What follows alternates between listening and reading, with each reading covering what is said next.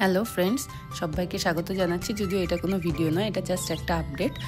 কারণ এটা ঠিক বাড়ির কালী পুজোর পরদিনেরই টুকরো টুকরো ভিডিও তোমরা দেখতে পাচ্ছ। বাড়ির কালী পুজোর পরদিন বিকেলই আমাদের বেরিয়ে যেতে হয়েছিল। বিকেলও না, ঠিক দুপুরের পরপরই বেরিয়ে যেতে হয়েছিল, কারণ সন্ধ্যেবেলা ছিল ফ্লাইট আমাদের ব্যাঙ্গালোরের। তোমরা জানো, একটা ভিডিওতে আমি বলেছিলাম যে আমার থাইরয়েড গ্ল্যান্ডটা একটা ড্যামেজ হয়ে রয়েছে দীর্ঘদিন থাইরয়েডের মানে খুব ফ্ল্যাকচুয়েট করার ফলে, যে সমস্যাটা আমার কিছুতেই ঠিক হচ্ছিল না।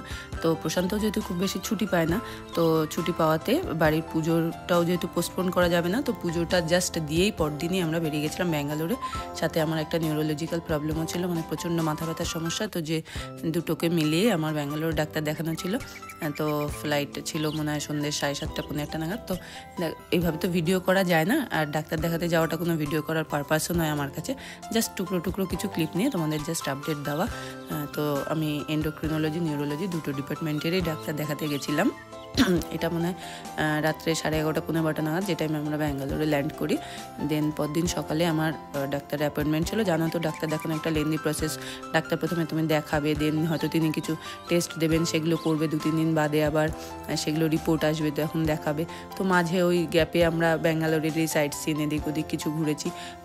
তাতেও একটু মনটা ভালো হয়েছে, যেহেতু শীতের টাইম ছিল, নিউ ইয়ারের আগে ছিল, বেশ ভালোই লেগেছে। তো আমার নিউরোলজিতে সিটি স্ক্যান, হেড, ব্রেন সবই হয়েছে, ইইজি হয়েছে। তো সেগুলোর রিপোর্ট দেখে ডাক্তারবাবু আমাকে 6 মাসের ওষুধ দিয়েছেন, আর 6 মাস বাদে আবার যেতে বলেছেন, জানাতে বলেছেন আমি কেমন থাকি। হোপ ফর দ্য বেস্ট, হয়তো আমি অনেকটাই ভালো হয়ে যাব, আগের থেকে আমার প্রবলেম অনেকটাই কমে যাবে। আর এন্ডোক্রিনোলজি তো আমি মোটামুটি বুঝেই গেছি, ওই প্রবলেম খুব একটা আমাকে ছেড়ে যাওয়ার নেই। থাইরয়েডের সমস্যা নিয়েই হয়তো আমাকে চলতে হবে। তো দেখো এখানে কি সুন্দর করে সব সাজানো ছিল, ওটা দেখি আমি আর পড়লেও একটু খুশি হয়ে যাচ্ছিলাম।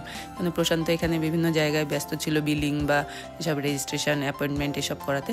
তো চলো, দেখা হবে কোনো একটা ভিডিওতে আবার ভালোভাবে। ততক্ষণের জন্য তোমরা সাথে থেকো, চ্যানেলটাকে সাবস্ক্রাইব করো। Bye bye.